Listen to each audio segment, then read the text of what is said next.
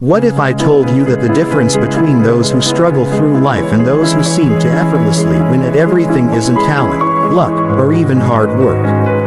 What if the real secret is something far more subtle, yet infinitely more powerful? The truth is, while most people react to life, a small elite group of individuals think strategically. They don't just respond to challenges, they anticipate them. They don't just solve problems, they prevent them. They don't just adapt to change, they create it. Strategic thinking is the ultimate meta skill. It's the ability to see patterns where others see chaos, to find opportunity where others see obstacles, and to position yourself for victory before the game even begins. This isn't just about business or competition. This is about mastering the art of living itself. Whether you're navigating career challenges, building relationships, making financial decisions, or pursuing personal goals, strategic thinking gives you an unfair advantage.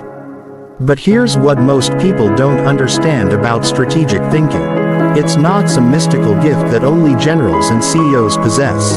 It's a learnable system of mental models, frameworks, and principles that anyone can master. The problem is nobody teaches you this in school. You're expected to figure it out on your own. And most people never do. Today, that changes. By the end of this audiobook, you'll think differently. You'll see the world through the lens of strategy, spotting opportunities and threats that others miss entirely. You'll develop the ability to think several moves ahead, to position yourself advantageously, and to turn any challenge into a stepping stone toward your goals. Most importantly, you'll learn to play the game of life like a grandmaster plays chess with intention, foresight, and precision. Chapter 1. The Strategic Mindset Revolution. Most people live their lives in reactive mode. They wake up, respond to whatever demands immediate attention, put out fires, and go to bed exhausted, wondering why they never seem to get ahead. They're constantly playing defense, always one step behind, perpetually caught off guard by circumstances they should have seen coming. This is the default mode of human existence, and it's exactly why most people never achieve their true potential.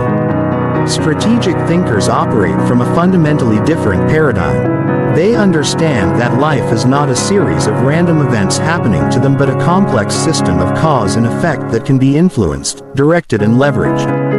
They see patterns where others see chaos. They identify leverage points where small actions can create massive results. They think in systems, not just events. The strategic mindset begins with a crucial realization that your current position in life is not permanent. Every situation you find yourself in, whether good or bad, is temporary and changeable.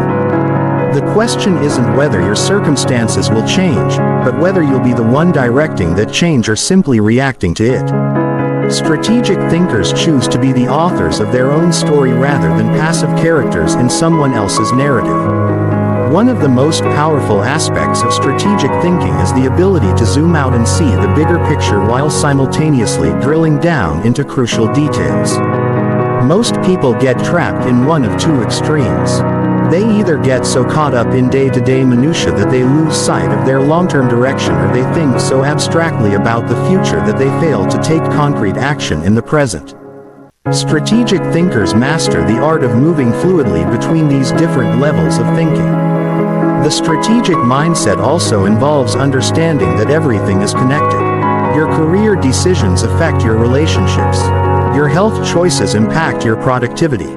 Your financial habits influence your opportunities. Strategic thinkers don't compartmentalize their lives into separate, unrelated areas. They understand that life is an integrated system where changes in one area create ripple effects throughout everything else. Perhaps most importantly, strategic thinking requires you to develop what military strategists call situational awareness. This is the ability to accurately perceive and understand your environment, the forces at play, and how they're likely to evolve. Most people operate with tunnel vision, focusing only on what's directly in front of them. Strategic thinkers constantly scan their environment for signals, trends, and emerging patterns that others miss. This level of awareness extends to understanding your own strengths. weaknesses, motivations, and blind spots. You cannot develop an effective strategy without brutal honesty about your current capabilities and limitations. This isn't about self-criticism. It's about accurate self-assessment that allows you to position yourself advantageously and make decisions that align with your actual abilities rather than your wishful thinking. The strategic mindset also embraces paradox and complexity rather than seeking simple answers to complex problems. While most people want straightforward solutions and clear-cut choices, strategic thinkers understand that the most powerful approaches often involve holding multiple perspectives simultaneously, finding creative ways to turn apparent contradictions into complementary forces. Strategic thinkers also develop a sophisticated relationship with time. They understand that different actions have different time horizons for impact. Some moves pay off immediately. Others take years to mature. They learn to balance short-term necessities with long-term positioning, never sacrificing their future for momentary gains but also never becoming so focused on the future that they neglect present realities. Finally, the strategic mindset requires emotional regulation and the ability to think clearly under pressure. When most people face stress, uncertainty or crisis, their thinking becomes reactive and narrow. Strategic thinkers train themselves to remain calm and clear-headed, precisely when everyone else is losing their composure. This gives them a massive advantage because they can see opportunities and solutions that stressed minds miss. Chapter 2. The Architecture of Strategic Intelligence. Strategic intelligence isn't about being smart in the traditional sense. Some of the most academically brilliant people struggle with strategic thinking because they've been trained to find the one right answer to well-defined problems. Real life doesn't work that way. Strategic intelligence is about developing the cognitive tools to navigate ambiguity, uncertainty, and complexity while making decisions with incomplete information. The foundation of strategic intelligence is pattern recognition. Everything in life follows patterns. From market cycles to human behavior to technological adoption curves. Most people notice patterns only after they've fully played out, by which time the opportunity has passed.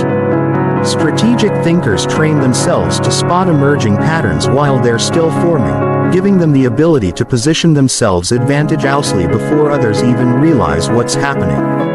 Pattern recognition requires you to consume information differently than most people. Instead of just reading for content, you read for underlying structures.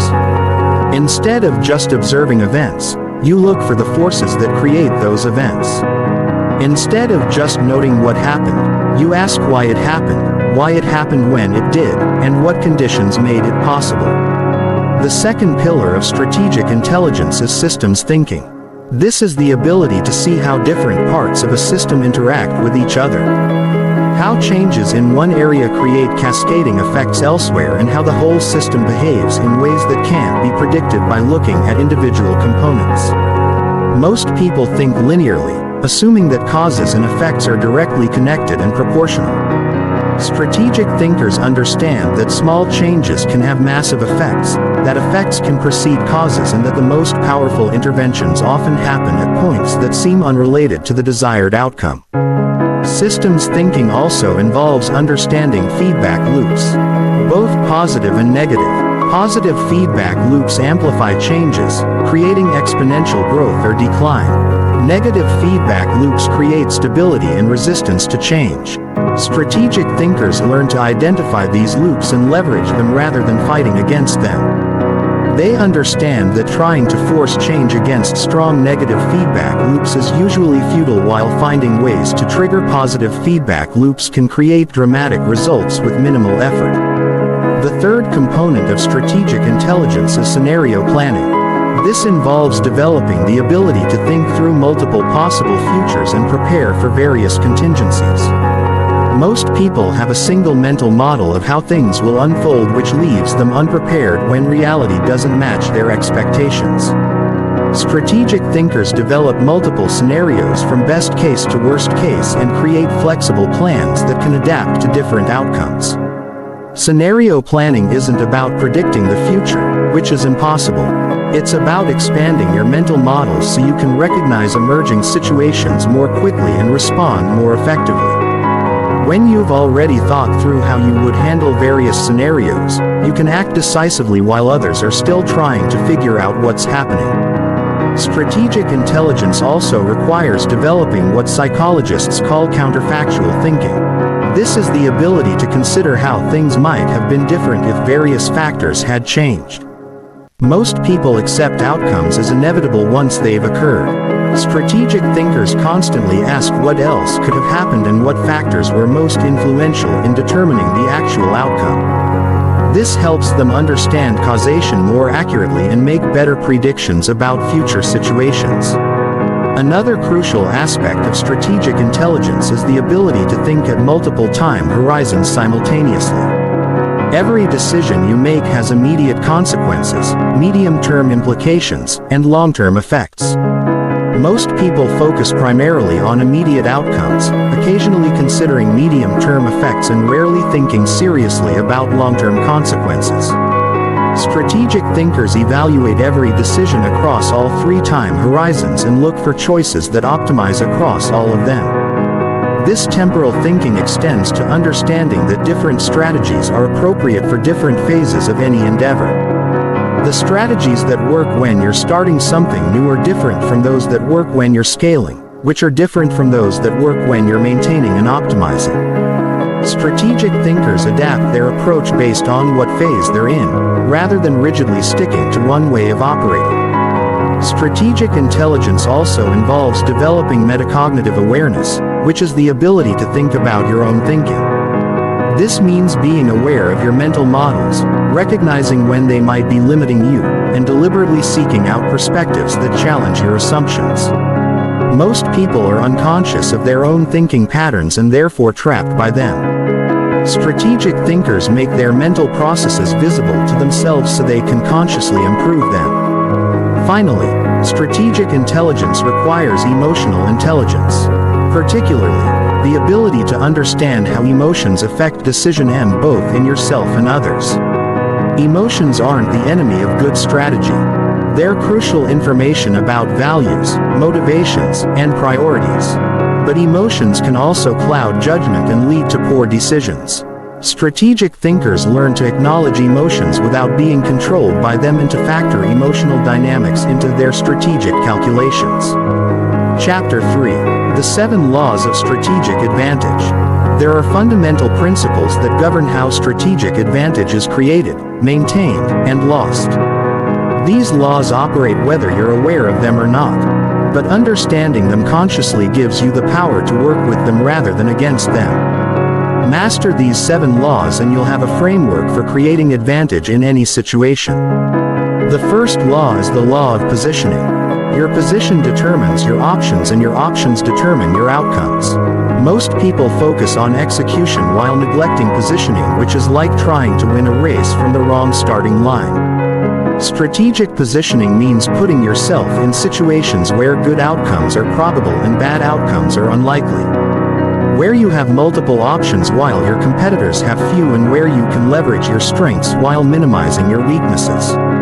Positioning isn't just about where you are, it's about how you're perceived. Sometimes the best position is to be underestimated by your competition. Sometimes it's to be seen as indispensable by your allies. Sometimes it's to be viewed as unpredictable by those who might otherwise try to manipulate you. Strategic thinkers understand that perception is reality in human interactions, and they consciously shape how others see them to create strategic advantage. The second law is the law of timing. The same action can succeed brilliantly or fail completely depending on when it's taken. Most people either act too early before conditions are favorable or too late after the opportunity has passed. Strategic timing requires understanding cycles, recognizing inflection points, and having the patience to wait for the right moment, combined with the decisiveness to act when that moment arrives. Timing also involves understanding that different stakeholders operate on different time cycles. What seems urgent to you might be irrelevant to someone operating on a longer time horizon. What seems like a long-term investment to you might feel impossibly slow to someone who needs immediate results. Strategic thinkers align their timing with the natural rhythms of the systems they're operating within rather than imposing their own preferred timeline. The third law is the law of concentration. Success comes from focusing your resources on the points where they can create the maximum impact. Most people spread their efforts too thinly, trying to do everything at once and achieving excellence at nothing. Strategic concentration means identifying the crucial few activities that will drive the majority of your results and ruthlessly eliminating or minimizing everything else. This law extends beyond just time and energy to include attention, relationships, and opportunities. You cannot pay meaningful attention to everything, so you must choose what deserves your focus. You cannot maintain deep relationships with everyone, so you must invest in the connections that matter most. You cannot pursue every opportunity, so you must select the ones that align with your strategic direction. The fourth law is the law of leverage. Small, well-placed efforts can create massive results when they're applied at the right points in a system. Most people try to succeed through brute force, working harder rather than working smarter. Strategic leverage means finding the fulcrum points where minimal input creates maximum output. Whether that's through technology, relationships, systems, or positioning, leverage often comes from understanding how different forces multiply each other. Your knowledge becomes more valuable when combined with the right relationships. Your relationships become more powerful when backed by relevant skills. Your skills become more impactful when applied in the right context. Strategic thinkers look for combinations that create exponential rather than additive effects. The fifth law is the law of adaptation. The environment is constantly changing, and strategies that worked in the past will not necessarily work in the future. Most people resist change and try to force their old approaches to work in new circumstances. Strategic adaptation means constantly sensing changes in your environment and adjusting your approach while maintaining your core objectives. Adaptation requires balancing stability and flexibility. You need enough consistency to build momentum and develop expertise, but enough flexibility to respond to changing conditions. This balance point is different for every situation and every person, and finding it requires ongoing experimentation and adjustment. The sixth law is the law of information asymmetry. Having better information than others gives you a significant advantage, but information is only valuable if you can act on it faster than others can acquire it. Most people either ignore information gathering entirely or get lost in analysis paralysis. Strategic information advantage comes from developing superior sources, processing information more effectively, and acting on insights before they become common knowledge.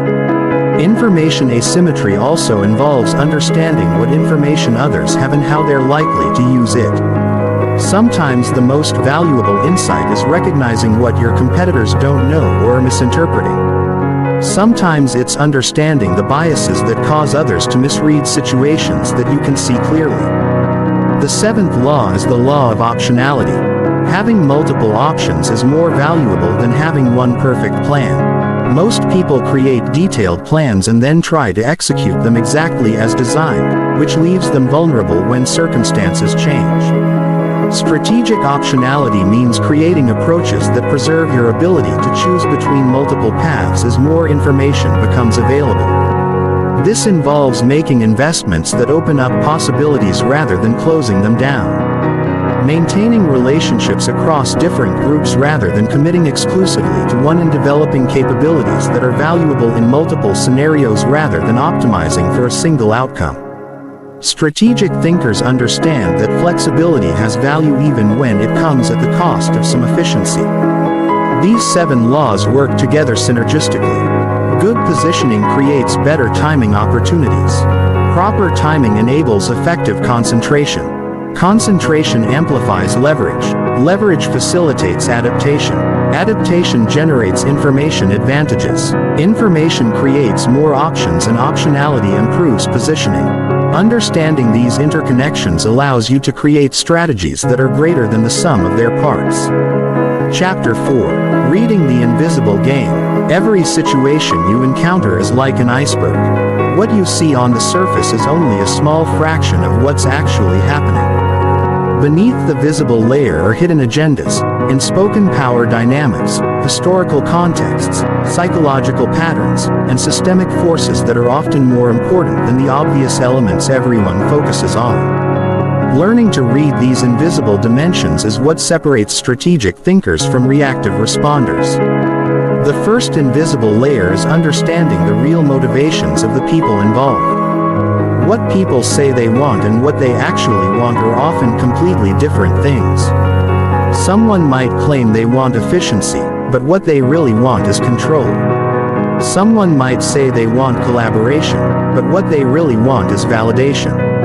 Someone might argue for a particular solution, but what they really want is to prove they're right. Reading motivations requires paying attention to patterns of behavior rather than isolated statements. Watch what people consistently do, not just what they occasionally say. Notice what energizes them and what drains them. Observe how they respond to different types of challenges and opportunities. Look for the underlying needs they're trying to meet through their actions, even when those actions seem irrational on the surface. The second invisible layer is power dynamics. Every group, organization, and relationship has informal power structures that are often more important than the official hierarchy. Understanding who really makes decisions, who influences the decision makers, who has veto power and who serves as connectors between different factions is crucial for effective strategy. Power isn't just about formal authority. It can come from expertise, relationships, information, resources, or simply the ability to create problems for others. Sometimes the most powerful person in a room is the one who seems to have the least formal status but whom everyone else depends on for something crucial. Strategic thinkers map these informal power networks and position themselves advantageously within them. The third invisible layer is historical context. Every current situation is shaped by events that happened before you arrived. Decisions that were made years ago. Relationships that were formed or broken in the past and patterns that have been established over time. Understanding this history helps you avoid repeating others' mistakes and capitalize on opportunities that others miss because they don't understand how the current situation evolved. Historical context also includes understanding the life cycle stage of whatever system you're dealing with. Is this organization in startup mode, growth mode, maturity mode, or decline mode? Is this relationship in its honeymoon phase, working phase, or crisis phase? Is this market emerging, maturing, or fragmenting? Different strategies work better at different stages, and trying to apply growth stage strategies to mature systems usually backfires. The fourth invisible layer is cultural dynamics. Every group develops its own culture, which includes unwritten rules about how things really work, what behaviors are rewarded or punished, what topics can be discussed openly, and what must remain underground. These cultural patterns often override formal policies and procedures. Culture manifests in language patterns, ritual behaviors, status symbols, and shared stories about what succeeds and what fails.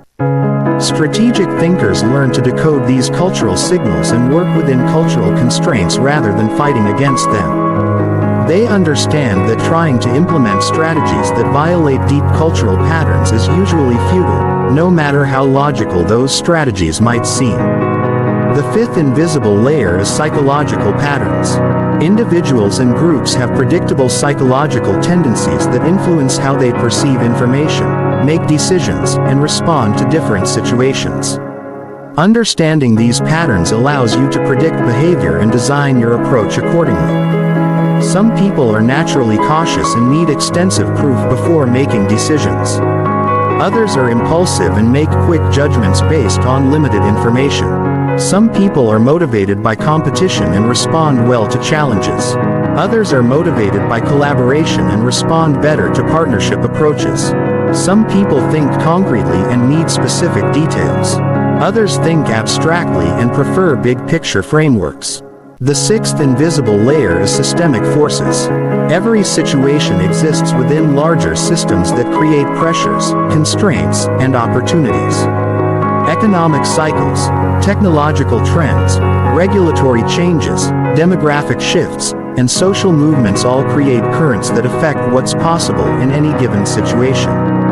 Strategic thinkers learn to identify these larger forces and position themselves to benefit from them rather than fighting against them. They understand that individual effort, no matter how intense, cannot overcome powerful systemic trends.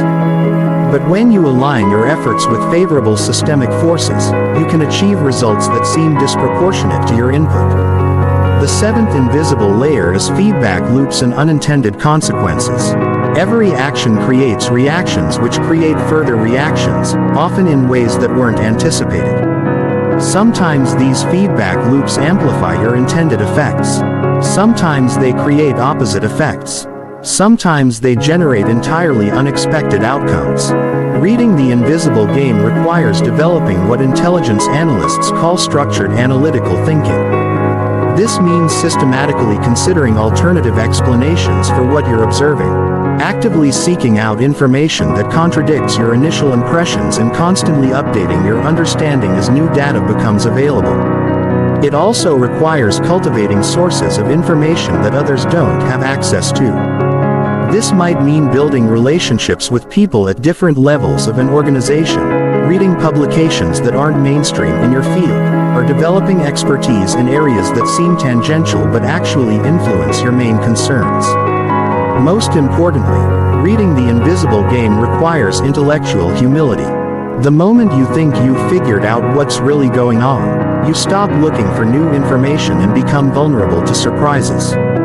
Strategic thinkers maintain a healthy skepticism about their own understanding and continue gathering intelligence even when they think they have a clear picture.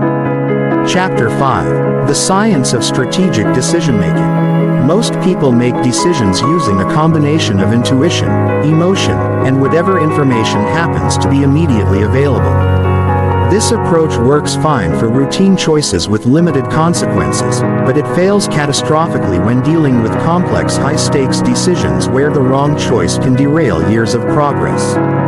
Strategic decision-making requires a more systematic approach that combines analytical rigor with practical wisdom. The foundation of strategic decision is properly framing the decision itself. Most people accept the way choices are initially presented to them. But strategic thinkers understand that how you frame a decision determines what options you consider and how you evaluate them. The same situation can be framed as a problem to solve, an opportunity to capture, a risk to manage, or a constraint to work around. And each framing leads to different solutions. Effective decision framing starts with clearly identifying what you're actually trying to decide.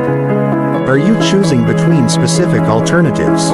Or are you trying to figure out what alternatives are possible? Are you making a one-time choice, or are you establishing a precedent that will influence future decisions? Are you optimizing for a single outcome? Or are you trying to balance multiple competing objectives? Once you've properly framed the decision, the next step is expanding your option set.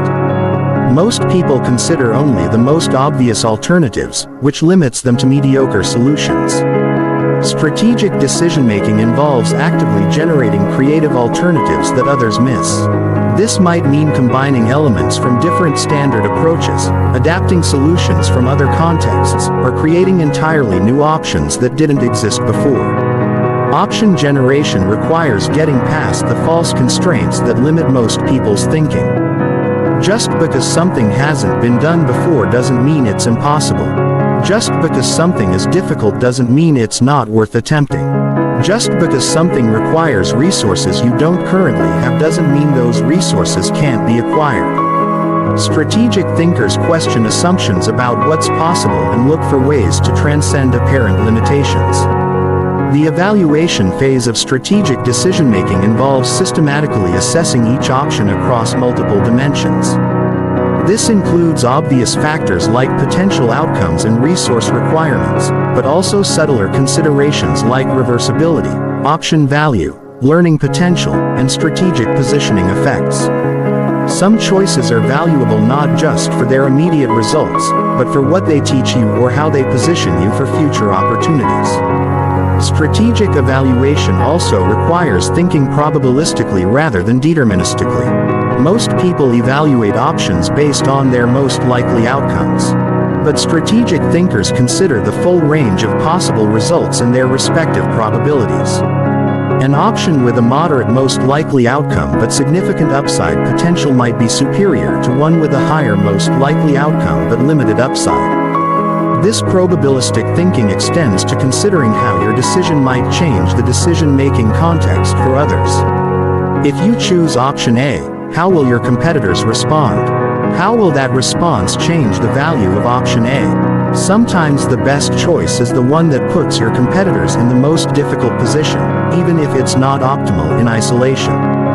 Risk assessment is a crucial component of strategic decision-making, but it requires understanding that risk and uncertainty are different things. Risk involves situations where you know the possible outcomes and their probabilities. Uncertainty involves situations where you don't know what might happen or how likely different outcomes are. Most real-world strategic decisions involve uncertainty rather than pure risk, which requires different analytical approaches when dealing with uncertainty. Strategic decision-makers use scenario planning to explore how different assumptions about unknown factors would affect the value of each option. They also look for choices that are robust across multiple scenarios rather than optimal in only one specific scenario. Sometimes the best decision is the one that keeps you in the game regardless of how uncertainty resolves. Strategic decision-making also involves understanding the psychology of decision-making and actively counteracting common biases. Confirmation bias causes people to seek information that supports their preferred choice while ignoring contradictory evidence. Anchoring bias causes people to rely too heavily on the first piece of information they encounter. Availability bias causes people to overweight easily remembered examples. These biases can be counteracted through structured analytical processes. Red team analysis involves assigning someone to argue against your preferred choice. Devil's advocate processes involve systematically exploring what could go wrong with each option. Premortem analysis involves imagining that a decision has failed and working backwards to understand why. Time pressure is one of the biggest enemies of good strategic decision-making. When people feel rushed, they revert to simplified heuristics and emotional responses. Strategic decision-makers create buffer time whenever possible and have frameworks for making rapid decisions when necessary. They also understand that some decisions can be made reversibly with relatively low cost while others are irreversible and require more careful analysis. The implementation phase of strategic decision-making is just as important as the choice itself. The best decision in the world creates no value if it's poorly executed. Strategic implementation involves creating detailed action plans, identifying potential obstacles, establishing success metrics, and building in feedback mechanisms that allow for course correction. Strategic decision makers also understand that making a decision is just the beginning of a process, not the end. They monitor outcomes, gather feedback, and adjust their approach based on what they learn. They're prepared to abandon a course of action if evidence suggests it's not working rather than persisting with a failing strategy out of ego or sunk cost bias. Finally, strategic decision-making requires developing judgment, which is different from analysis. Analysis helps you understand the facts and evaluate options systematically. Judgment helps you know when to trust the analysis, when to override it based on intuition, and when to seek additional information before deciding. Judgment comes from experience, reflection, and learning from both successes and failures. Chapter 6. Thinking 3 Moves Ahead. The ability to anticipate future developments and think several moves ahead is what separates chess masters from casual players and strategic thinkers from reactive responders. While most people focus on immediate outcomes, strategic anticipation involves developing sophisticated mental models of how situations are likely to evolve over time. This isn't about predicting the future with certainty, which is impossible, but about understanding the logical progressions and likely consequences of current actions. The foundation of anticipatory thinking is understanding that every action creates a chain reaction. When you make a move, others respond to your move, which creates new situations that require further responses. Most people think only one step ahead. Considering how others might react to their initial action, strategic thinkers map out these sequences several moves deep. Considering how their opponents might respond to their responses and how they'll counter those counter-responses. This type of sequential thinking requires developing what game theorists call backward induction instead of thinking forward from your current position. You start with your desired end state and work backwards to identify the sequence of moves that could lead there. This reveals which early moves are actually productive toward your ultimate objective and which are dead ends that seem appealing but lead nowhere useful. Anticipatory thinking also involves understanding the concept of commitment and how it affects strategic interactions. When someone makes a credible commitment to a particular course of action, it changes everyone else's optimal strategies. If you can credibly commit to something that others know you'll follow through on, you can often get them to behave in ways that benefit you. But commitments are double-edged swords because they also limit your own flexibility. Strategic anticipation requires developing a deep understanding of the different types of players in any situation and how they're likely to behave. Some people are naturally cooperative and look for win-win solutions. Others are competitive and see every interaction as zero-sum. Some are driven by principles and will stick to their values even when it's costly. Others are purely pragmatic and will change positions based on incentives. Understanding player types helps you predict how different people will respond to various moves. The same action might provoke aggressive retaliation from a competitive player, cooperative problem solving from a collaborative player, and principled resistance from a values-driven player. Strategic thinkers tailor their approach based on who they're dealing with and what motivates each player. Another crucial aspect of thinking ahead is understanding timing and tempo in any strategic situation. There's a natural rhythm to how events unfold. Sometimes you want to accelerate this tempo to prevent others from organizing effective responses. Sometimes you want to slow things down, to give yourself more time to prepare, or to let unfavorable conditions change. Sometimes you want to disrupt the expected timing entirely to throw off opponents who are planning based on normal rhythms.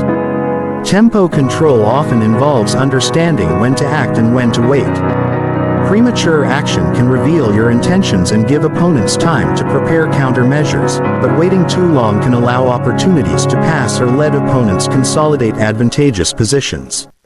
Strategic timing requires reading the situation carefully and identifying the optimal moment to make your move. Anticipatory thinking also involves scenario branching, which means considering how different possible developments would affect your strategic position at each decision point. Multiple futures are possible depending on various factors beyond your control. Rather than betting everything on one scenario, strategic thinkers prepare for multiple contingencies and position themselves to benefit regardless of which scenario unfolds. This preparation involves creating contingent strategies that specify how you'll respond to different developments. If X happens, you'll do A. If Y happens, you'll do B. If both X and Y happen, you'll do C. Having these contingent plans allows you to respond quickly when situations change, while others are still trying to figure out what happened and what to do next. Strategic anticipation also requires understanding the difference between tactics and strategy. Tactics are the specific moves you make in particular situations. Strategy is the overall plan that coordinates those tactics toward a larger objective. Many people get so focused on tactical optimization that they lose sight of strategic direction.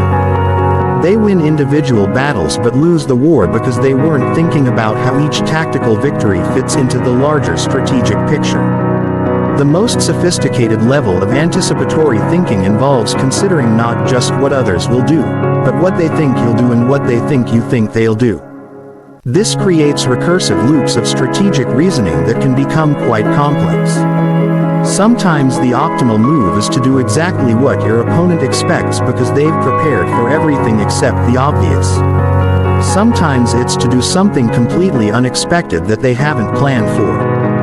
Finally, Thinking ahead requires maintaining flexibility while pursuing long-term objectives. The future rarely unfolds exactly as anticipated, so rigid plans often fail. Strategic thinkers create robust strategies that can adapt to changing circumstances while still moving toward their ultimate goals. They build optionality into their plans and avoid actions that would leave them trapped in unfavorable positions if circumstances change. Chapter 7. The Leverage Multiplier Effect. In physics, leverage allows you to move heavy objects with minimal force by applying that force at the right point with the right tool. The same principle applies to strategic thinking. Rather than trying to achieve results through brute force effort, strategic leverage involves finding the points where small, well-placed actions can create disproportionately large outcomes. Understanding and applying leverage is what allows some people to achieve extraordinary results while others exhaust themselves with massive effort and limited results. The first type of strategic leverage is positional leverage. This comes from positioning yourself at crucial junctions in networks, systems, or processes where you can influence outcomes far beyond your apparent power or resources.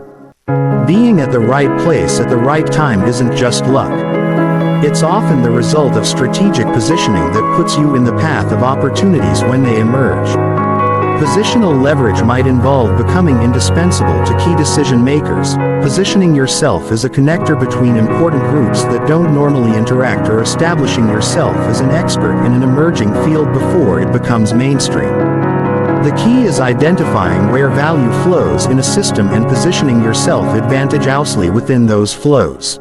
The second type is formational leverage.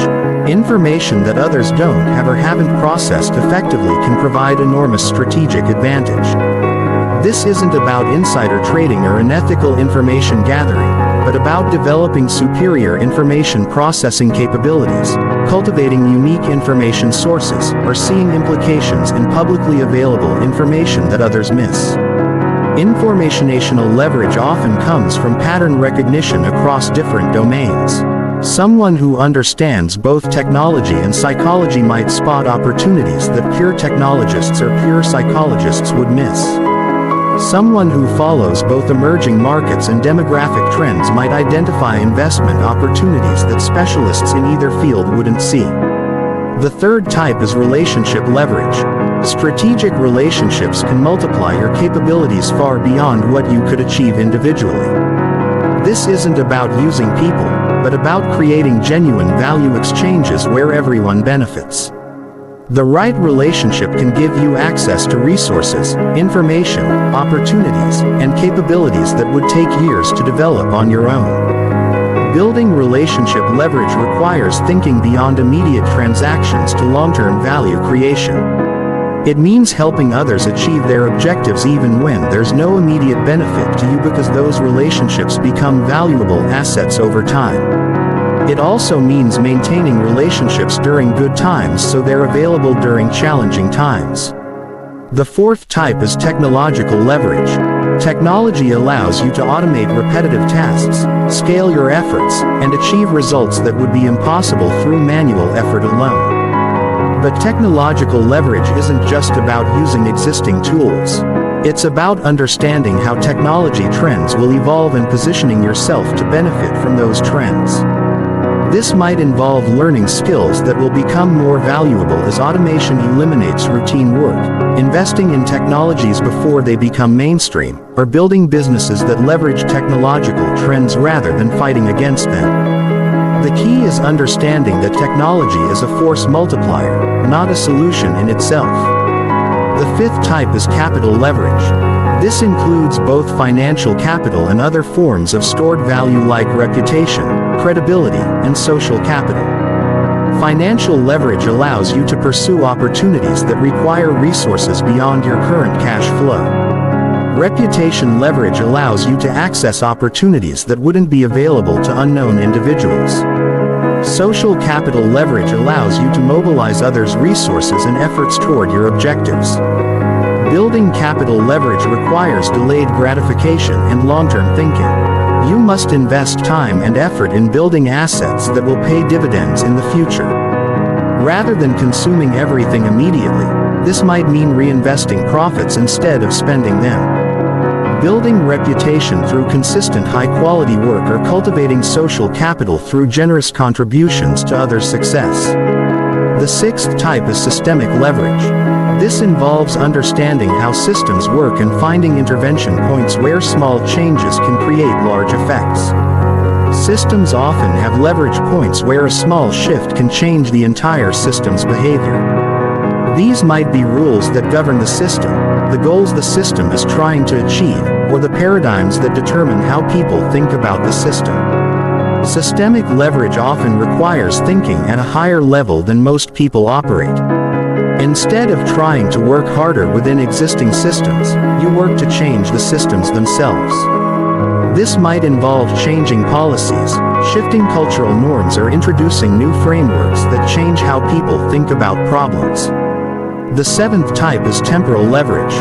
This involves understanding timing and using it strategically. Sometimes the same action will have completely different effects depending on when it's taken. Early action can establish first-mover advantages. Late action can benefit from others' mistakes and learning. Well-timed action can benefit from favorable conditions that amplify results. Temporal leverage also involves understanding how your current actions create future optionality. Some investments of time and energy pay off immediately, while others create capabilities or positions that become valuable later. Strategic thinkers balance immediate results with future positioning, ensuring they're building leverage for long-term success while meeting short-term needs. Combining different types of leverage creates exponential effects. When you have strong relationships that give you access to unique information that helps you identify emerging technological trends that you can pursue using available capital from a strategically advantageous position. The combined effect is far greater than any single type of leverage alone. The key to leverage thinking is always asking whether there's a way to achieve your objective with less direct effort by finding the right leverage points before committing to a brute force approach. Strategic thinkers systematically explore whether positioning, information, relationships, technology, capital systems, or timing could provide a more elegant solution. Finally, leverage thinking requires understanding that leverage amplifies both successes and failures. The same factors that can create extraordinary positive results can also create extraordinary negative results if applied incorrectly. This means that leverage must be combined with careful risk management and the wisdom to know when to use it and when to avoid it. Chapter 8: Strategic Communication and Influence. Communication is never just about transmitting information. Every interaction is a strategic opportunity to influence perceptions, build relationships, advance objectives, and position yourself advantageously for future interactions.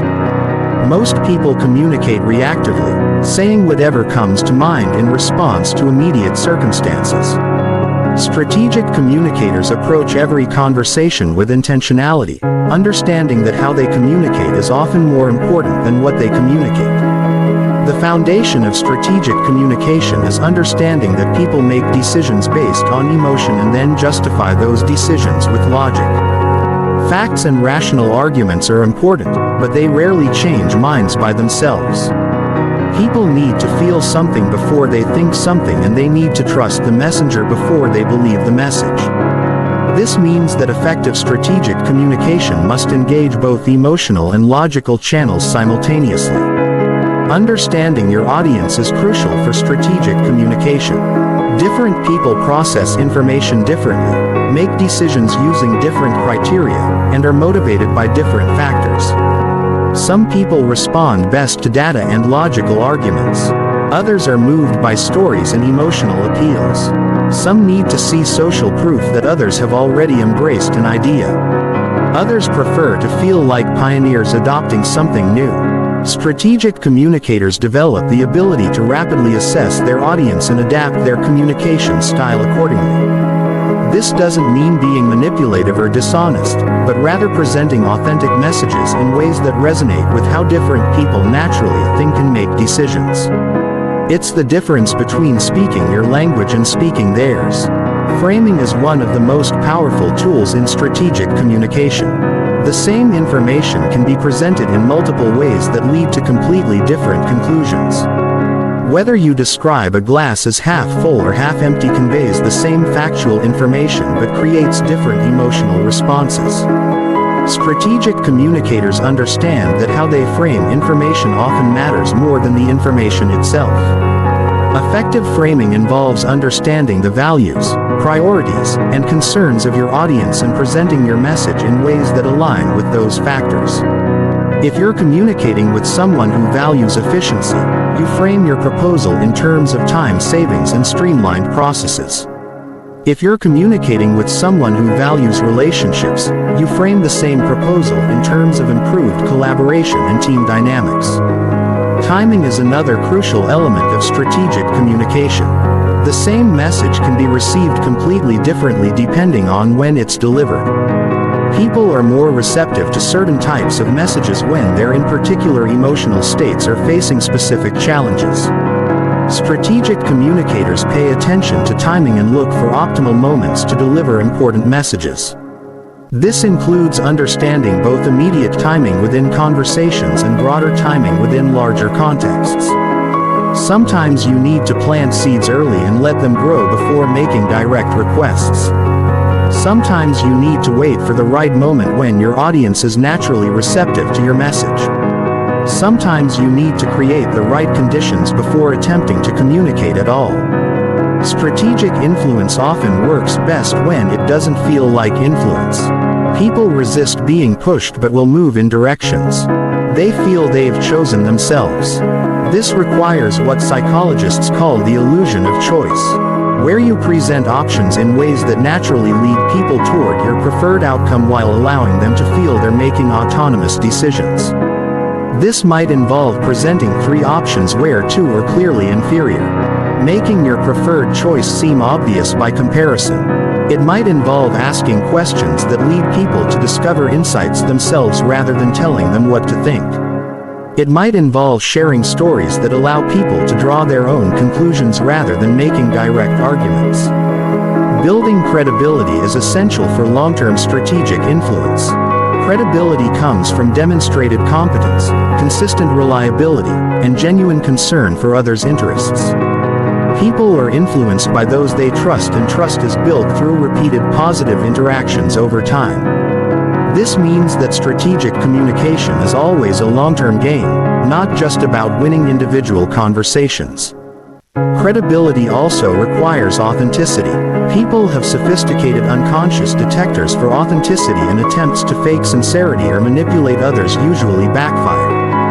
Strategic communicators align their communication with their genuine values and objectives, finding ways to be both authentic and effective rather than choosing between them. Understanding power dynamics is crucial for strategic communication. The same message will be received differently depending on the relative status and power of the communicator and audience. Sometimes you need to communicate up to people with more formal authority. Sometimes you need to communicate across to peers. Sometimes you need to communicate down to people who report to you. Each situation requires different approaches. When communicating up, you often need to demonstrate respect for the other person's time and authority while still advancing your objectives. When communicating across, you might need to emphasize mutual benefits and collaborative approaches. When communicating down, you need to be mindful of how your power affects others' ability to respond honestly. Strategic communicators also understand the importance of nonverbal communication. Tone, body language, facial expressions, and other nonverbal cues often convey more information than words themselves. People unconsciously mirror the energy and emotional state of those they're communicating with.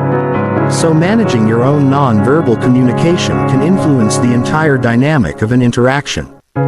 This extends to written communication, where factors like word choice, sentence structure, and formatting convey emotional undertones that affect how messages are received. Strategic communicators pay attention to these subtle factors and use them consciously to support their communication objectives. Finally, strategic communication requires understanding that every interaction creates precedents for future interactions. How you handle one conversation affects how people expect you to behave in subsequent conversations. How you treat one person influences how others expect to be treated. This means that strategic communicators think beyond immediate objectives to consider the long-term relationship and reputation effects of their communication choices. Chapter 9. Crisis Navigation and Opportunity Creation. Crisis and opportunity are often two sides of the same coin. What appears to be a devastating setback can become the catalyst for breakthrough success, while what seems like a fantastic opportunity can lead to strategic disaster. The difference lies not in the circumstances themselves, but in how you perceive, interpret, and respond to those circumstances. Strategic thinkers develop the ability to navigate crises effectively while simultaneously identifying and creating opportunities that others miss. The first principle of crisis navigation is understanding that crisis is inevitable. No matter how well you plan, how carefully you prepare, or how perfectly you execute, unexpected challenges will arise. Markets will shift unexpectedly. Key relationships will change. Technology will disrupt established patterns. External events will create new constraints. Accepting this reality allows you to prepare psychologically and structurally for crisis rather than being blindsided when it occurs. Crisis preparation involves building redundancy and resilience into your strategies before you need them. This might mean maintaining multiple income streams so you're not dependent on a single source. It might mean developing diverse skills so you can adapt to changing requirements. It might mean building strong relationships across different networks so you have support when you need it. The key is creating buffers and alternatives before crisis forces you to scramble for them. When crisis hits, the first strategic imperative is maintaining clarity of thought. Crisis tends to trigger fight or flight responses that narrow attention and reduce cognitive flexibility. Most people either panic and make impulsive decisions or freeze and fail to take necessary action. Strategic crisis navigation requires developing the ability to remain calm and think clearly precisely when everyone else is losing their composure.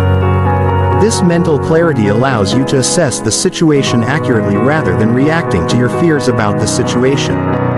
What exactly has changed? What new constraints or opportunities has the crisis created? What resources do you still have available? What options remain open? Crisis often looks worse initially than it actually is because uncertainty amplifies perceived threats. Clear assessment helps distinguish between real problems and imaginary disasters. The second principle is speed of response. In crisis situations, conditions change rapidly and windows of opportunity open and close quickly. Strategic thinkers prepare decision-making frameworks that allow them to act quickly when speed is essential. This doesn't mean making hasty decisions, but rather having systems in place that enable rapid analysis and decisive action when circumstances demand it. Speed of response also means being willing to make decisions with incomplete information. In stable situations, you can often gather extensive data before choosing a course of action. In crisis, waiting for complete information usually means missing the opportunity to respond effectively. Strategic crisis navigation involves developing judgment about when you have enough information to act and when the cost of delay exceeds the benefit of additional analysis. The third principle is focus and prioritization. Crisis tends to create multiple urgent problems simultaneously, and trying to address everything at once usually means solving nothing effectively. Strategic crisis navigation requires ruthless prioritization, identifying which problems are truly critical and which can be temporarily ignored or delegated to others. This prioritization should focus on actions that preserve the most options for future decision M. Some crisis responses commit you to particular paths that limit future flexibility. Others keep multiple paths open while addressing immediate needs. When possible, choose responses that solve immediate problems while maintaining strategic flexibility for whatever comes next. Crisis also creates unique opportunities that don't exist during normal times. When established patterns break down, new possibilities emerge. When traditional players are distracted by crisis management, space opens for new approaches. When markets shift rapidly, competitive advantages can be gained or lost quickly. Strategic thinkers train themselves to look for these opportunities even while managing crisis challenges. Opportunity identification during crisis requires shifting your perspective from what you're losing to what you might gain. Instead of focusing only on protecting existing positions, consider what new positions might become available. Instead of just trying to return to the previous status quo, explore whether there might be a better status quo worth moving toward. This opportunity mindset also applies to learning and capability development. Crisis often forces rapid learning and adaptation that would be impossible under normal circumstances. Skills that might take years to develop gradually can be acquired in months when necessity demands it. Crisis can accelerate personal and organizational development in ways that stable periods cannot. Strategic opportunity creation involves understanding that you don't have to wait for circumstances to present opportunities. You can create opportunities by changing the game rather than just playing it better. This might involve introducing new solutions to problems that others are struggling with. Connecting parties who need each other but haven't found each other, or creating value in ways that weren't previously possible. Opportunity creation often involves seeing possibilities that others miss because they're constrained by conventional thinking. Most people assume that current limitations are permanent and current rules are unchangeable. Strategic thinkers question these assumptions and look for ways to transcend apparent constraints through creative approaches. The most sophisticated level of strategic thinking involves learning to create opportunity through crisis. This means intentionally introducing controlled disruption to existing patterns when those patterns are limiting your progress. Sometimes you need to create a crisis in order to create the conditions for breakthrough change.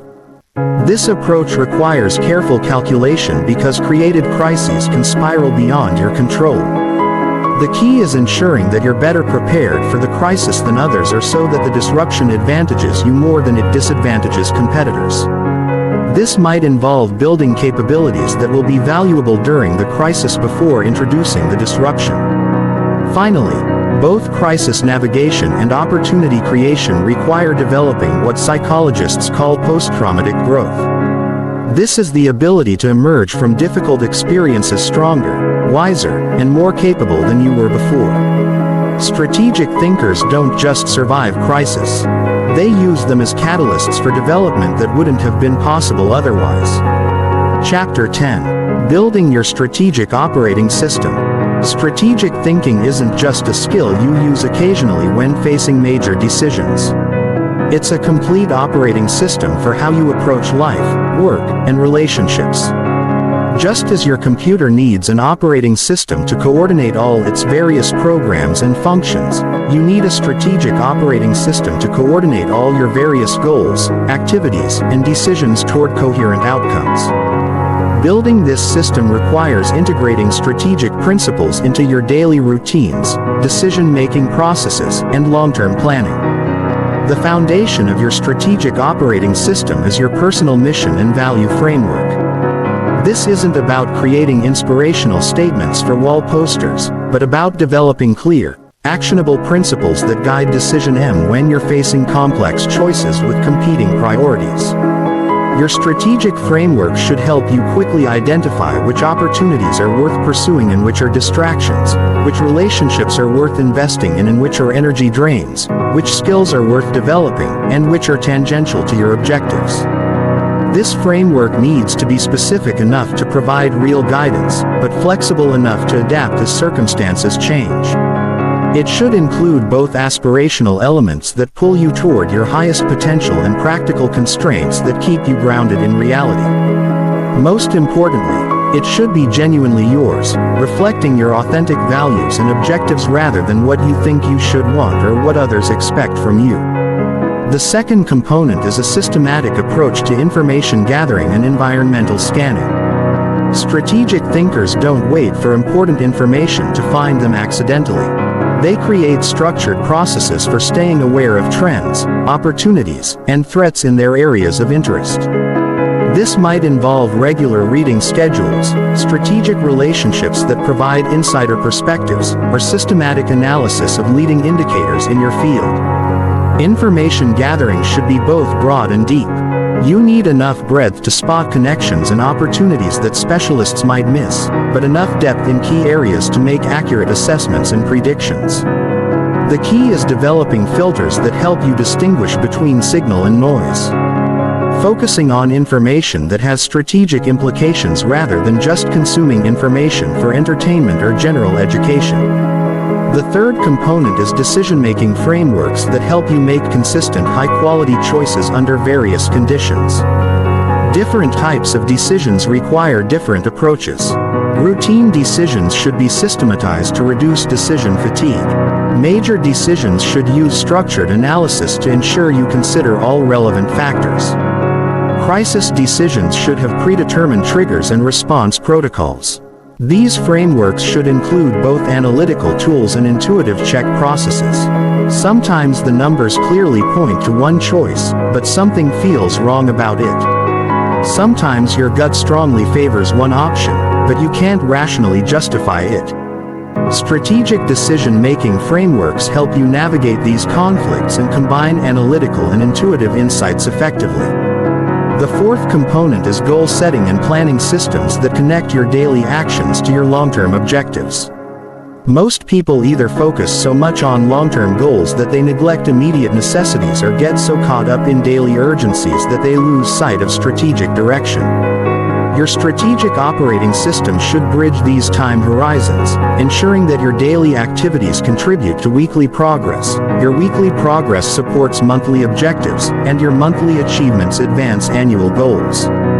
This requires developing the ability to think and plan at multiple time scales simultaneously. Some activities pay off immediately. Others take months or years to mature. Some goals require consistent daily effort. Others involve sporadic, intense efforts at the right moments.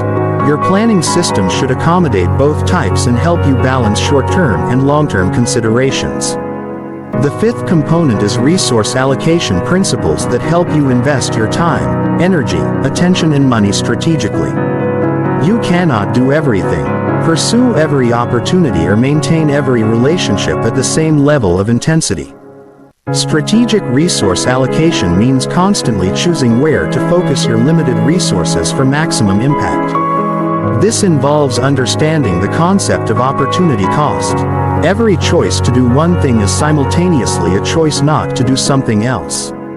Strategic thinkers make these trade-offs consciously rather than accidentally, regularly evaluating whether their current resource allocation still makes sense given their objectives and changing circumstances.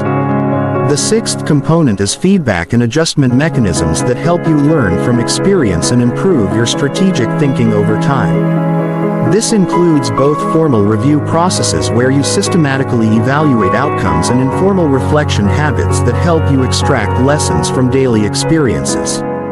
Strategic learning requires honest assessment of both successes and failures. Success can be just as misleading as failure if you don't understand what caused it. Sometimes you succeed despite poor decisions because of luck or favorable circumstances. Sometimes you fail despite good decisions because of factors beyond your control. Understanding these distinctions helps you improve your decision rather than just celebrating or mourning outcomes.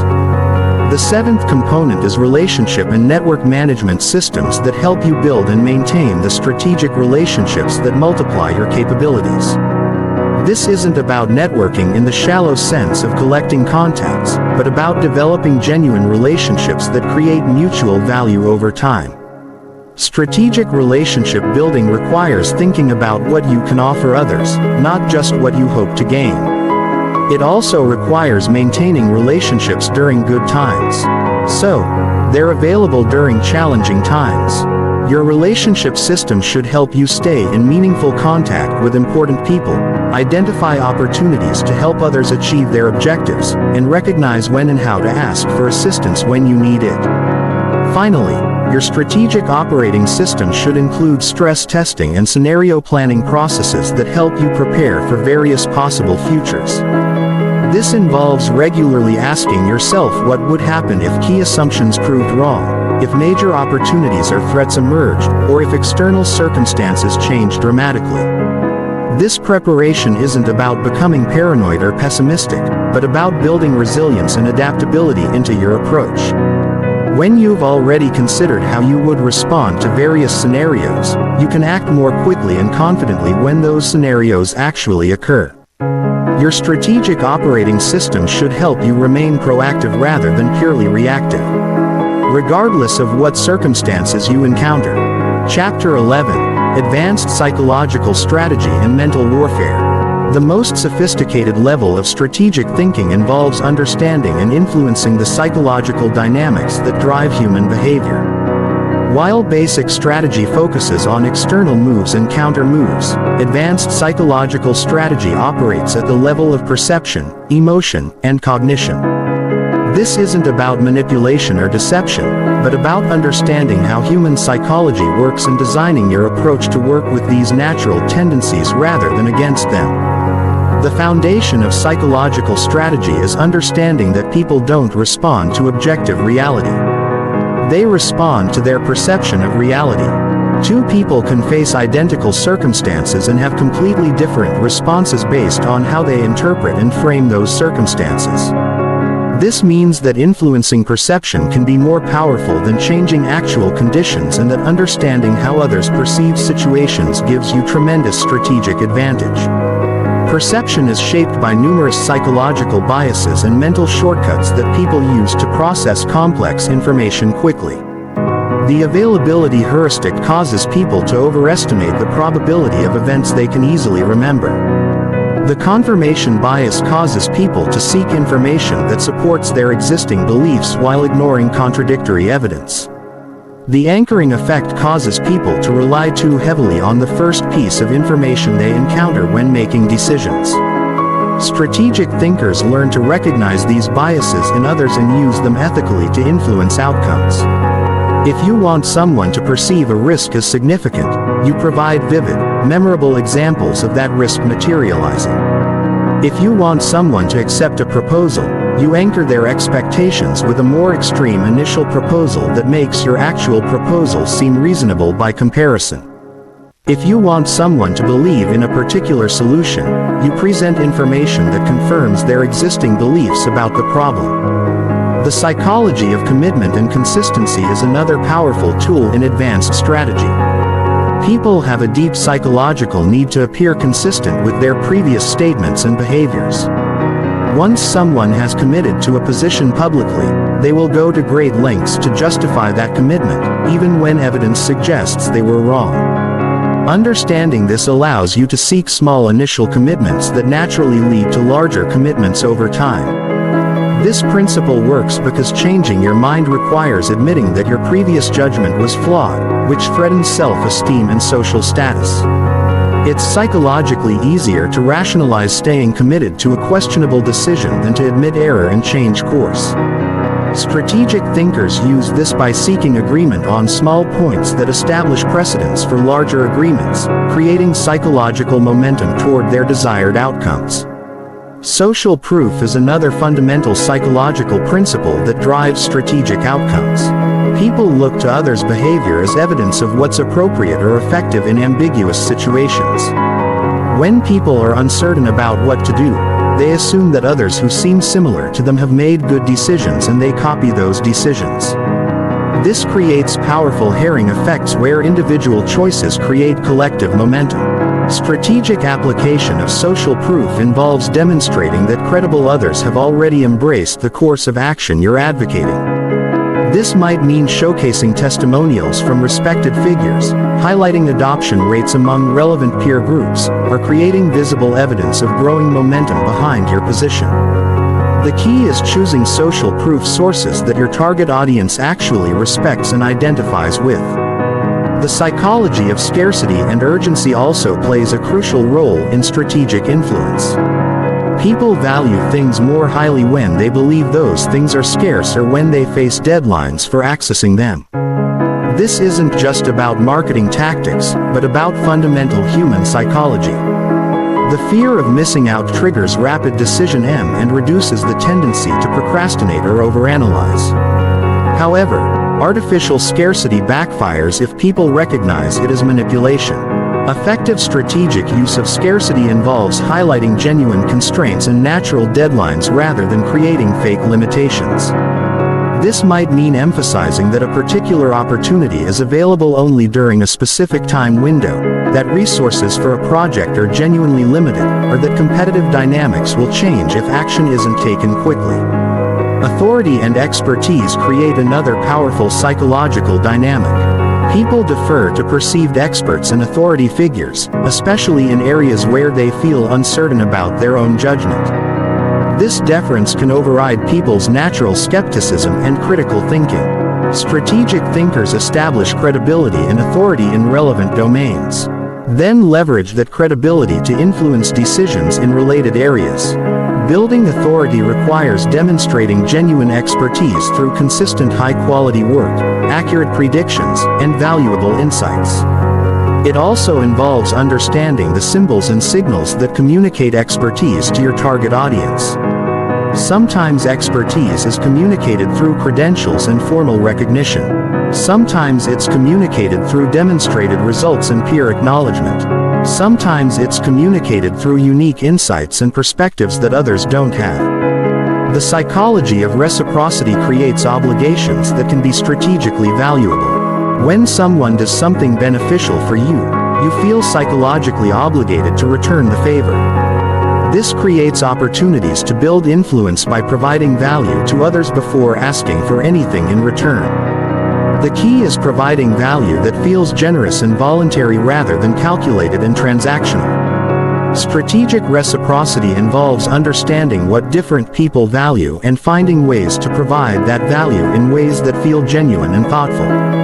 Sometimes people value information or insights. Sometimes they value connections to other people. Sometimes they value recognition or status. Sometimes they value practical assistance or resources. Understanding what motivates each person allows you to provide value in ways that create the strongest reciprocal obligations. Framing effects represent one of the most powerful psychological tools for strategic influence. The same information can be presented in ways that lead to completely different conclusions and decisions. Whether you describe a medical treatment as having a 90% success rate or a 10% failure rate conveys identical information but creates different emotional responses and decision patterns. Strategic framing involves understanding your audience's values, fears, and priorities. Then presenting information in ways that align with those psychological factors. If your audience values security, you frame your proposal in terms of risk reduction and stability. If they value growth, you frame the same proposal in terms of opportunity and expansion. If they value fairness, you emphasize equitable outcomes and inclusive processes. The most advanced level of psychological strategy involves understanding and influencing group dynamics. Individual psychology operates differently when people are part of groups. Groupthink can cause intelligent individuals to make poor collective decisions. Social proof effects can create cascades where early adopters influence many others. Authority dynamics can cause groups to defer to leaders even when those leaders are wrong. Strategic group influence requires understanding roles that different people play in group decision-making. Some people are early adopters who are willing to try new approaches. Some are influencers who shape others' opinions. Some are skeptics who raise concerns and objections. Some are followers who go along with whatever the group decides. Identifying these roles and tailoring your approach to each type of person can determine whether groups embrace or resist your proposals. Finally, advanced psychological strategy requires understanding your own psychological biases and defensive mechanisms. The same psychological principles that allow you to influence others also make you vulnerable to influence from others. Strategic thinkers develop self-awareness about their own mental patterns and create systems to protect themselves from manipulation, while using psychological insights ethically to achieve legitimate objectives. Chapter 12. Strategic Alliance Building and Network Effects. No one achieves significant success entirely alone. The most accomplished individuals throughout history have been masters at building strategic alliances, developing powerful networks, and creating collaborative relationships that multiply their individual capabilities far beyond what they could achieve through solo effort. In our interconnected world, your network truly is your net worth. But building valuable networks requires much more sophisticated thinking than simply collecting contacts or attending networking events. Strategic alliance building begins with understanding that relationships are assets that appreciate or depreciate based on how they're managed over time. Like financial investments, relationships require ongoing attention, regular deposits of value, and strategic allocation of resources to generate optimal returns. The most valuable relationships are those where both parties consistently benefit from the association, creating positive feedback loops that strengthen the relationship over time. The foundation of strategic networking is adopting an abundance mindset rather than a scarcity mindset. Scarcity-minded people approach relationships as zero-sum games where helping others succeed somehow diminishes their own prospects. Abundance-minded people understand that success is not finite and that helping others achieve their objectives often creates opportunities for mutual benefit that wouldn't exist otherwise. This mindset shift changes how you approach relationship building entirely. Instead of asking what someone can do for you, you ask what you can do for them. Instead of trying to extract value from every interaction, you look for ways to provide value consistently over time. Instead of keeping score in individual transactions, you focus on building long-term relationships that create value for everyone involved. Strategic relationship building requires understanding the different types of value you can provide to others. Sometimes people need information or insights that you have access to. Sometimes they need connections to other people in your network. Sometimes they need resources, assistance or expertise that you can provide. Sometimes they need emotional support, encouragement, or validation during challenging periods. The key is developing a sophisticated understanding of what different people value and finding authentic ways to provide that value consistently. This requires paying attention to others' goals, challenges, interests, and communication styles. It means remembering important details about people's lives and following up on previous conversations. It means being genuinely interested in others' success rather than just pretending to care as a networking tactic. Network effects occur when the value of a network increases exponentially as more valuable people join it. The classic example is telephone networks where each additional telephone makes all existing telephones more valuable because there are more people you can call. The same principle applies to professional and social networks. Each valuable person you add to your network potentially connects with every other person in your network, creating value for everyone. Understanding network effects means thinking beyond direct one-to-one relationships to consider how you can create value by connecting others in your network. When you introduce two people who can help each other, you create value for both of them while strengthening your relationship with each. When you organize events or groups that bring together interesting people, you create network effects that benefit everyone involved while positioning yourself as a valuable connector. Strategic alliance building often involves identifying complementary strengths and weaknesses that create opportunities for mutually beneficial partnerships. You might be excellent at generating ideas but struggle with implementation. Someone else might be outstanding at execution but need better strategic direction. Partnerships that combine complementary capabilities can achieve results that neither party could accomplish alone. These partnerships work best when they're based on genuine respect for each other's contributions rather than trying to exploit others' weaknesses. The goal is creating synergistic relationships where 1 + 1 equals more than 2, not parasitic relationships where one person benefits at another's expense. This requires honest assessment of your own strengths and limitations and clear communication about what you bring to relationships and what you hope to gain. Timing is crucial in strategic alliance building. The same relationship can be incredibly valuable or completely worthless depending on when it's formed and how circumstances evolve. Early relationships with people who later become successful can provide enormous advantages.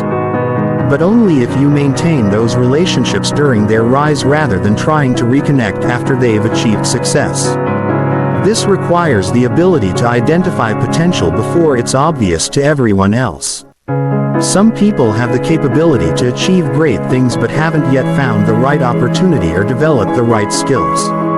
Some people are in industries or positions that are about to become much more valuable due to technological or social trends. Some people have unique combinations of background and expertise that will become valuable as circumstances change. Strategic networking also requires understanding the difference between strong ties and weak ties and the different values that each provides. Strong ties are people you interact with regularly and know well. They're valuable for collaboration, support, and detailed information sharing. Weak ties are people you know casually or interact with infrequently. They're valuable for accessing different networks, learning about opportunities in other domains and gaining diverse perspectives. Most people focus primarily on strengthening their existing strong ties while neglecting the cultivation of weak ties. But research shows that weak ties are often more valuable for discovering new opportunities because they expose you to information and possibilities that don't exist within your immediate circle. Strategic networking involves maintaining a portfolio of both strong and weak ties and allocating relationship-building efforts strategically across both categories. Digital platforms have transformed networking by making it easier to maintain weak ties and discover new connections. But they've also created new challenges.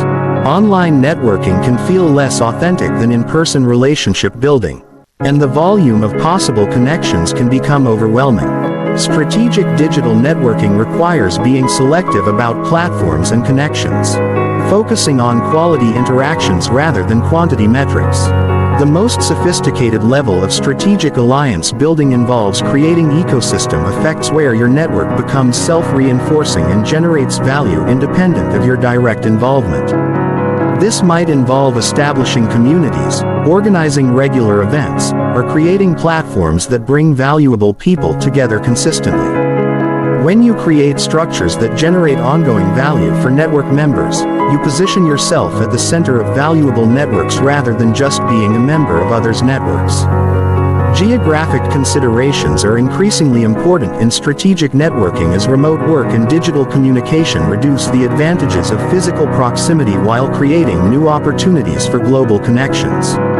Some relationships still benefit from regular face-to-face interaction while others can be maintained effectively through digital channels. Strategic networkers understand which relationships require physical proximity and which can be managed remotely. Industry and functional diversity in your network provides access to different perspectives, opportunities, and resources that wouldn't be available within homogeneous networks. While deep relationships within your primary field are important for advancement within that field, relationships across different industries and functions provide opportunities for innovation, career transitions, and unique collaborations. Finally, strategic alliance building requires understanding that networks are dynamic systems that require ongoing maintenance and evolution. People's circumstances change, industries evolve, and new opportunities emerge that require different types of relationships. Strategic networkers regularly evaluate their networks, identify gaps that need to be filled and invest in developing new relationships while maintaining valuable existing ones. Chapter 13. Long-term strategic positioning and legacy building. Most people think tactically, focusing on immediate problems and short-term goals. Some people think strategically, considering medium-term implications and competitive dynamics. But the most successful individuals think in terms of decades, building positions and capabilities that compound over time to create sustainable competitive advantages and lasting impact. Long-term strategic positioning is about playing the infinite game rather than just winning finite games. The foundation of long-term thinking is understanding that your current position is not your permanent position. Every skill you develop, every relationship you build, every reputation you establish, and every asset you accumulate is positioning you for future opportunities that don't yet exist. The question isn't just whether your current activities are immediately productive, but whether they're building capabilities and positions that will be valuable 10 or 20 years from now. This requires developing what economists call dynamic capabilities, which are not just the ability to do specific things well, but the ability to learn new skills, adapt to changing circumstances, and reconfigure your resources as conditions evolve. In rapidly changing environments, static capabilities become obsolete quickly. Dynamic capabilities allow you to maintain relevance and effectiveness regardless of how external conditions change. Long-term positioning involves understanding and anticipating mega trends that will reshape entire industries and societies over extended periods. These might include technological developments like artificial intelligence and biotechnology, demographic shifts like aging populations and urbanization, environmental changes like climate change and resource depletion, or social movements like increasing emphasis on sustainability and equality. While you cannot predict exactly how these trends will unfold, you can position yourself to benefit from them regardless of their specific manifestations. This might mean developing skills that will be valuable across multiple scenarios. Building relationships with people who are influential in emerging fields, or creating assets that will become more valuable as trends accelerate. Strategic positioning also requires understanding the concept of option value. Some investments of time, energy, or resources don't pay off immediately, but create valuable options for the future. Learning a new language might not provide immediate benefits, but it opens up possibilities for international opportunities later. Building relationships in adjacent industries might not seem directly relevant to your current work, but those relationships might become crucial if you decide to change directions. Option-creating activities often look inefficient in the short term because their value is speculative and uncertain. But in uncertain environments, having more options is often more valuable than optimizing for any single scenario. Strategic long-term thinking involves balancing immediate productivity with option creation, ensuring that you're building capabilities and positions that preserve flexibility for unknown future opportunities. Reputation and credibility compound over time when managed strategically. Every professional interaction, every piece of work you produce, and every commitment you make or break contributes to how others perceive your capabilities and character. These perceptions accumulate into reputation, which becomes an increasingly valuable asset as your career progresses. Building long-term reputation requires consistency between your stated values and your actual behavior, even when that consistency is costly in the short term. It requires delivering high-quality work consistently even on projects that seem minor or unimportant. It requires treating all people with respect and professionalism, even those who cannot immediately help you. These behaviors create compound interest effects where your reputation grows faster over time. Long-term strategic positioning also involves understanding how to build and leverage institutional knowledge. Every organization, industry, and community has accumulated wisdom about what works, what doesn't work, and why certain patterns persist over time. People who understand these institutional patterns can navigate systems more effectively and avoid repeating historical mistakes. Institutional knowledge includes formal knowledge like documented processes and written policies, but more importantly includes informal knowledge like unwritten rules, cultural norms, and relationship dynamics that actually determine how things work. This knowledge is often held by long-term participants who have observed patterns over multiple cycles and learned what really drives outcomes. Creating intellectual property and thought leadership positions you advantageously for long-term success. Because ideas and insights can scale independently of your personal time and effort. When you develop unique frameworks, methodologies, or perspectives that others find valuable, you create assets that can generate value through teaching, consulting, writing, speaking, and licensing. Building thought leadership requires consistently producing valuable insights and sharing them generously rather than hoarding them for personal advantage. The more you teach others and help them succeed, the more your reputation grows as someone worth paying attention to. This creates positive feedback loops where your increased reputation gives you access to better information and opportunities, which enables you to produce even more valuable insights. Long-term positioning requires strategic thinking about industry evolution and career portability. Some skills and experiences are highly specific to particular companies, industries, or technologies. Others are transferable across multiple contexts and remain valuable even as specific conditions change. Strategic career development involves building a portfolio of capabilities that includes both deep expertise in valuable domains and transferable skills that provide flexibility. This portfolio approach extends to relationship building, asset accumulation, and reputation development.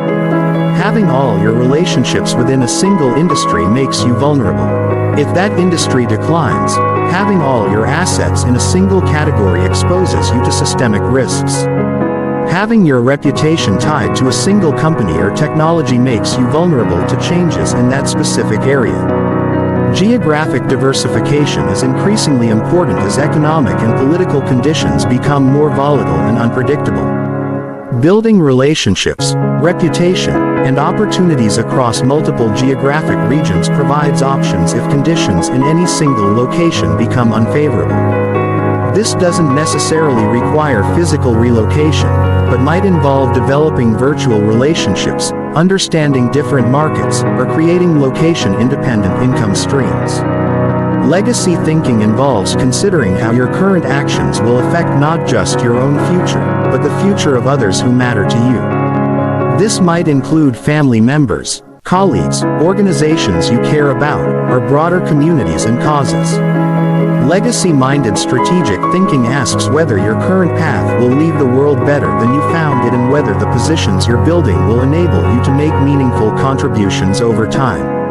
Long-term strategic positioning also requires understanding sustainability and regeneration rather than just extraction and consumption.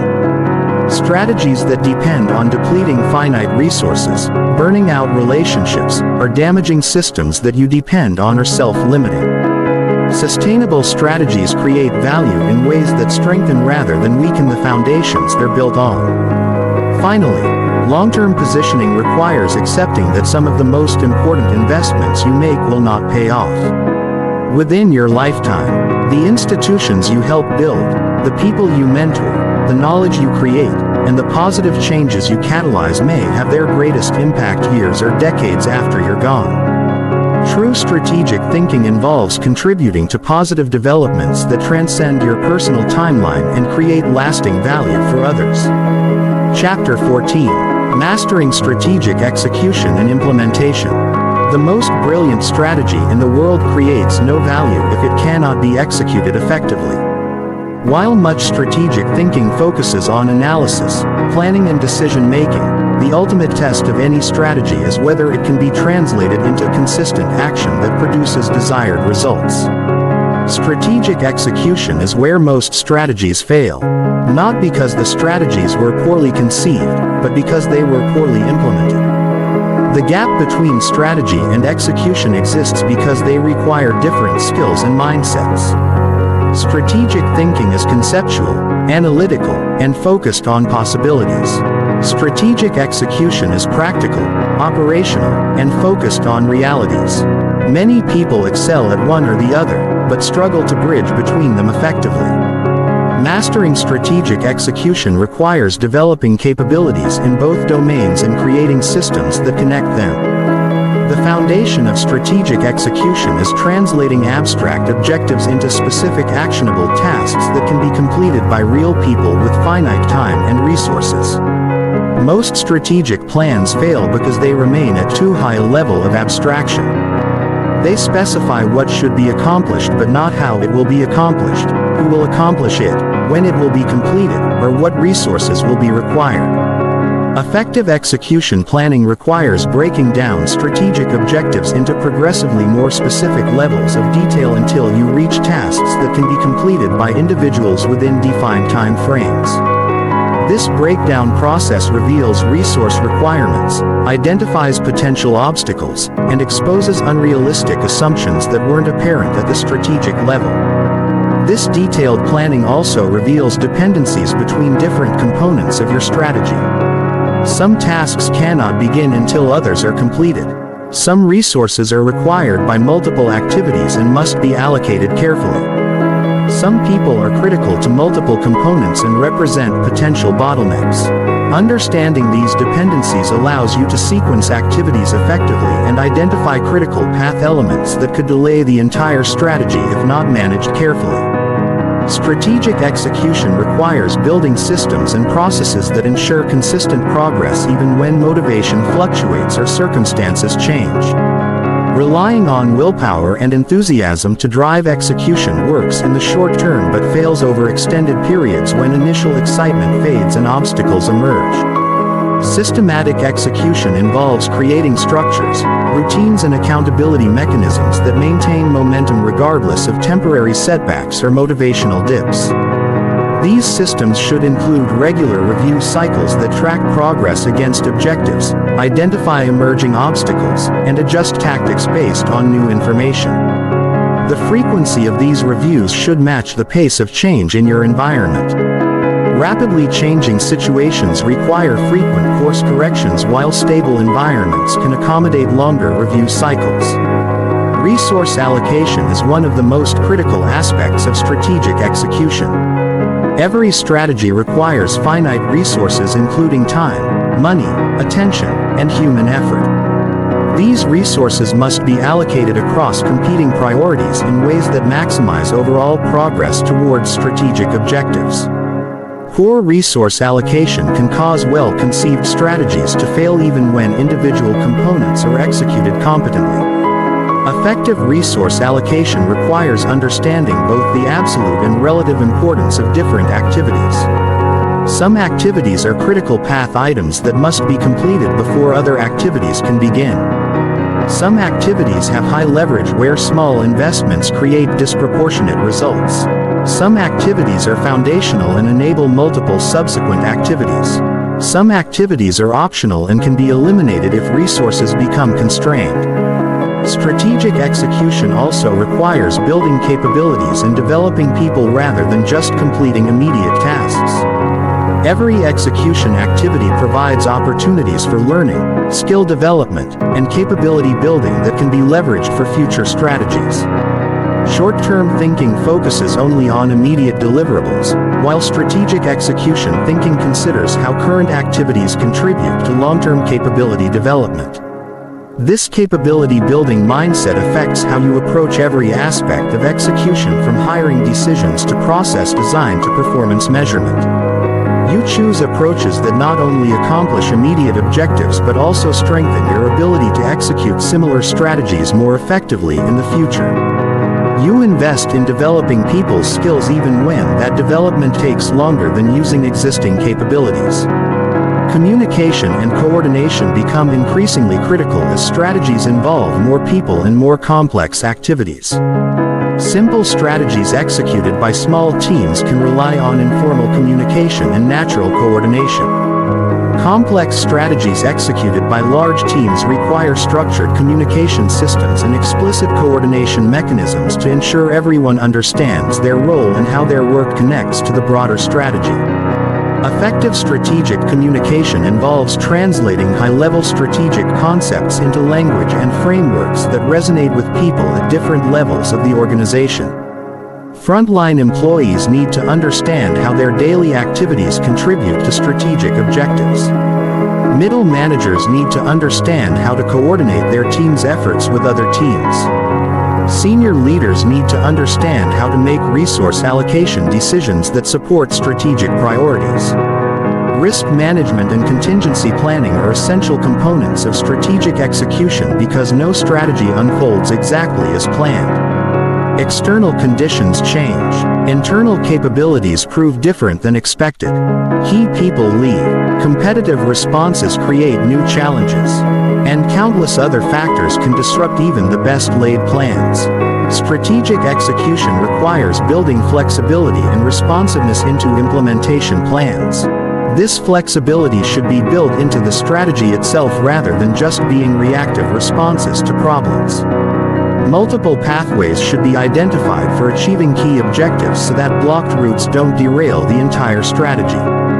Critical assumptions should be monitored continuously so that changes can be detected early. Contingency plans should be developed for likely scenarios so that responses can be implemented quickly when needed. Performance measurement and feedback systems are crucial for strategic execution because they provide the information needed to make course corrections and improvements. But measuring strategic execution requires different metrics than measuring operational performance. Operational metrics focus on efficiency, quality, and consistency of ongoing activities.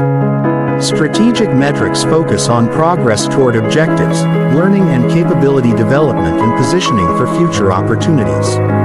Strategic metrics should include both leading indicators that predict future results and lagging indicators that measure actual results. Leading indicators might include activities completed, relationships established, capabilities developed, or market position changes.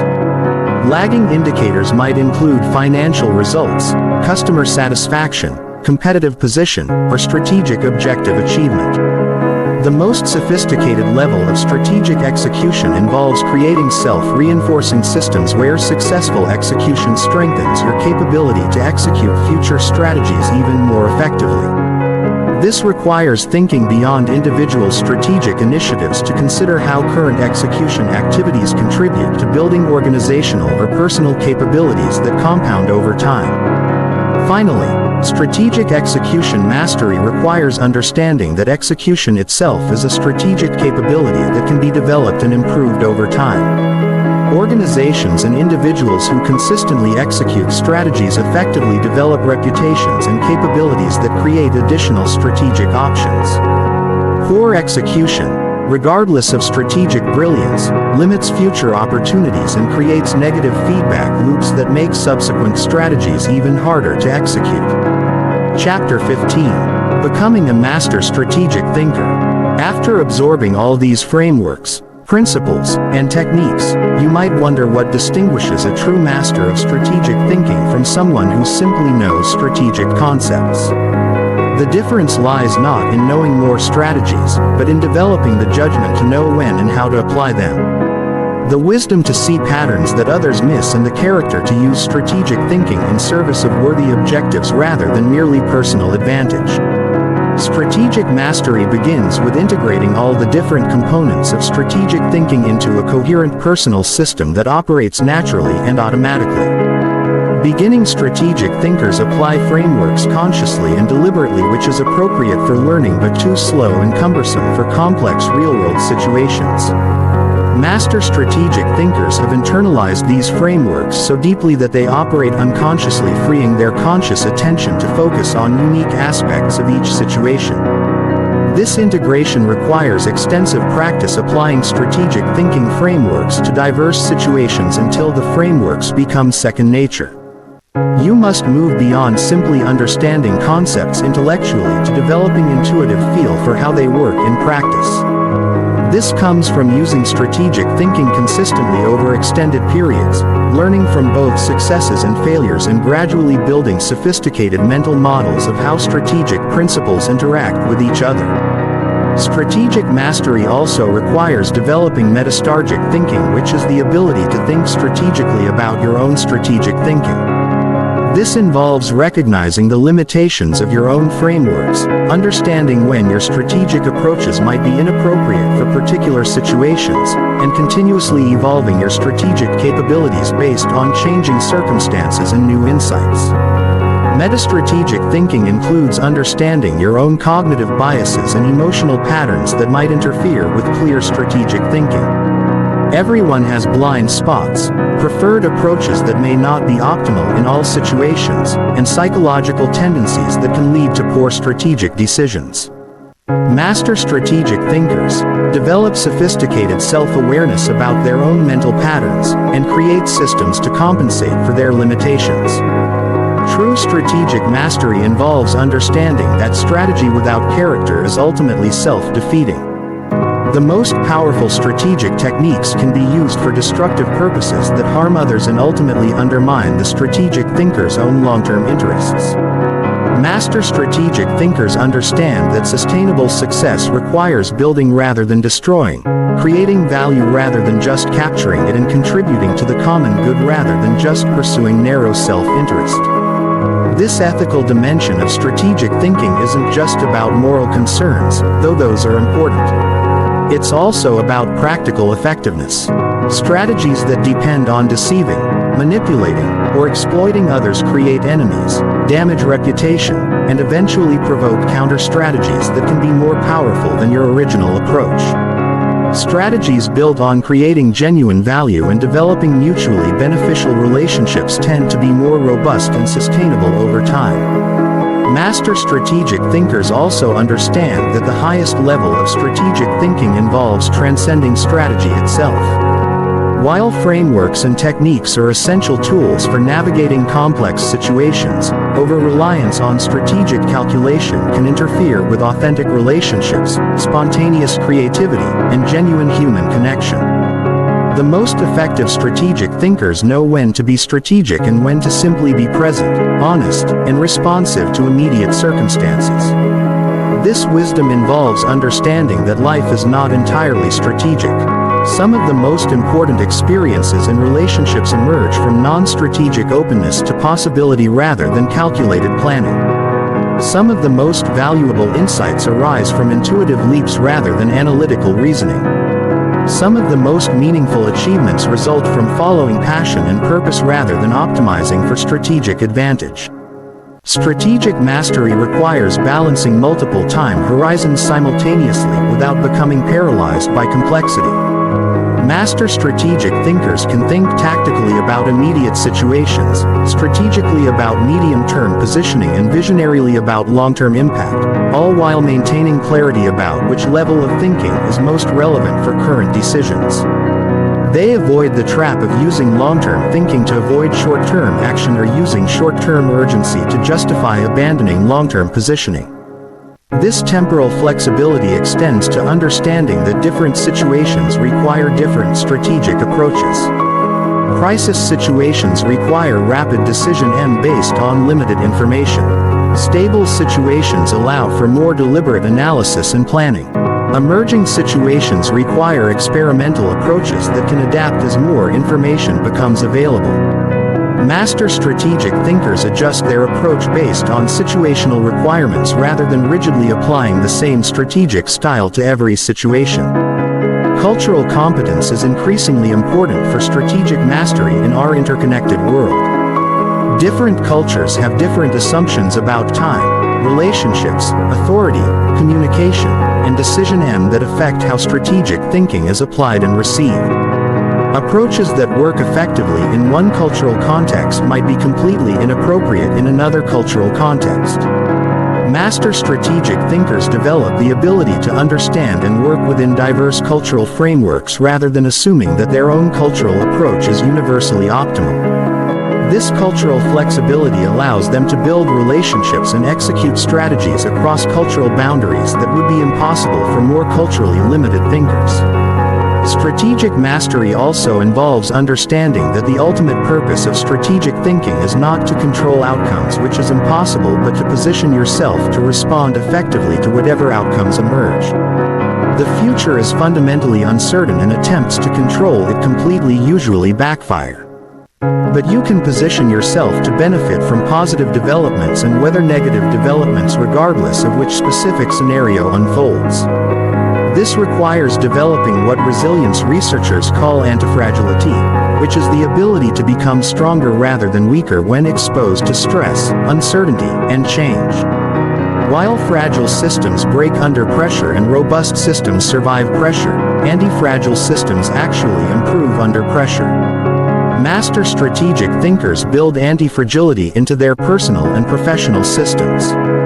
Finally, strategic mastery involves recognizing that your strategic thinking capabilities are not just personal assets, but responsibilities. As you develop more sophisticated abilities to influence outcomes and navigate complex situations, you gain more power to affect others' lives and contribute to broader outcomes. With this power comes responsibility to use it wisely and in service of objectives larger than immediate self-interest.